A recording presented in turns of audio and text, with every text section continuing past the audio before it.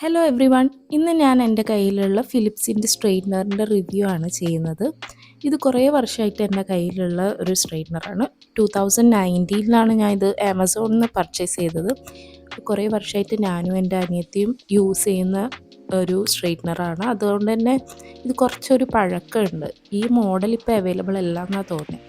അപ്പോൾ ഇതിനാണെങ്കിൽ ഒരു handle lock ചെയ്യാനുള്ള ഓപ്ഷൻ ഉണ്ട്. നമ്മൾ എവിടെയെങ്കിലും സ്റ്റോർ ചെയ്യുമ്പം യൂസ് ചെയ്യുമ്പോൾ നമുക്ക് ഓപ്പൺ ചെയ്യാം. അതേപോലെ 3 കൺട്രോൾസ് ഉണ്ട്. ഹൈ ഹീറ്റ് ഉണ്ട്, മീഡിയം ഹീറ്റ് ഉണ്ട്, പിന്നെ ഓഫ് സ്വിച്ചും ഉണ്ട്.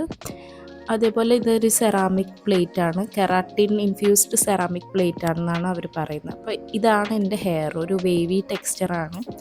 ഞാൻ ബി ബ്ലെൻഡിൻ്റെ ഹീറ്റ് പ്രൊട്ടക്റ്റിംഗ് സ്പ്രേ യൂസ് ചെയ്യുന്നുണ്ട് ഇത് യൂസ് ചെയ്യുന്ന മുമ്പിൽ. അപ്പോൾ എല്ലാവരും ഹീറ്റ് ടൂൾസ് യൂസ് ചെയ്യുമ്പം ഹീറ്റ് പ്രൊട്ടക്റ്റിംഗ് സ്പ്രേ യൂസ് ചെയ്യുന്നത് നല്ലതായിരിക്കും.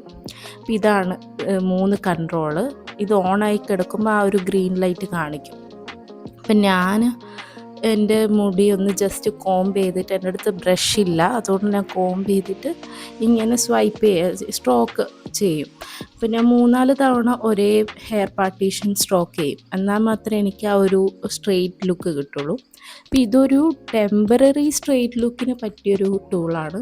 അല്ലാതെ എന്താ പറയുക, സ്ട്രെയിറ്റ് ആയിട്ട് കുറേ നേരമൊന്നും നിൽക്കില്ല. കുറച്ചൊരു ഹവേഴ്സ് നമുക്ക് ഒരു 1 ഡേ മാക്സിമം ആ ഒരു ലുക്ക് കിട്ടും. ജസ്റ്റ് നമുക്കൊരു ഫ്രിസിനെസ് മാറി ഒരു മാനേജബിൾ ആക്കാൻ ഈ ഒരു സ്ട്രെയിറ്റ്നർ ഓക്കെയാണ്. അപ്പോൾ ഇങ്ങനെയാണ് ഞാൻ സ്ട്രെയിറ്റ് ചെയ്യുന്നത്. നമ്മളിപ്പോൾ ഒരു ഹറിയിലാണെങ്കിൽ ഇങ്ങനെ പെട്ടെന്ന് സ്ട്രെയിറ്റ് ചെയ്യാനേ പറ്റുള്ളൂ.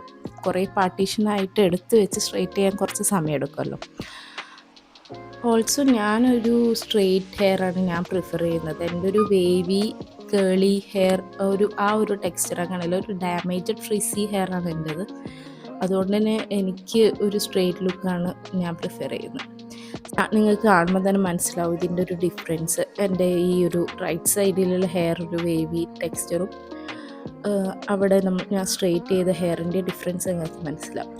അപ്പം ഞാനിതെന്ന് പറഞ്ഞാൽ എല്ലാ ദിവസമൊന്നും യൂസ് ചെയ്യില്ല. എന്തെങ്കിലും ഫങ്ഷൻ ഉള്ളപ്പോഴോ അഥവാ എൻ്റെ ഹെയർ ട്രാവലെല്ലാം ചെയ്ത് ഹാർഡ് വാട്ടർ കാരണം ഭയങ്കര ഹാർഡ് ആൻഡ് ഫ്രിസിനെസ് ആണെങ്കിൽ മാത്രമേ ഞാൻ സ്ട്രെയിറ്റ്നർ യൂസ് ചെയ്യാറുള്ളൂ. ഞാനൊരു 2022 ആ ഒരു ടൈമിൽ കെരാട്ടിൻ സിസ്റ്റിൻ ട്രീറ്റ്മെൻറ്റ് ചെയ്തിട്ടുണ്ടായിരുന്നു എൻ്റെ ഫസ്റ്റ് സാലറി യൂസ് ചെയ്തിട്ട്. അപ്പോൾ ആ ഒരു ടൈമുള്ള ഹെയർ ഭയങ്കര മാനേജബിൾ ആയിരുന്നു. ഒരു നാച്ചുറൽ ലുക്ക് തന്നെയായിരുന്നു.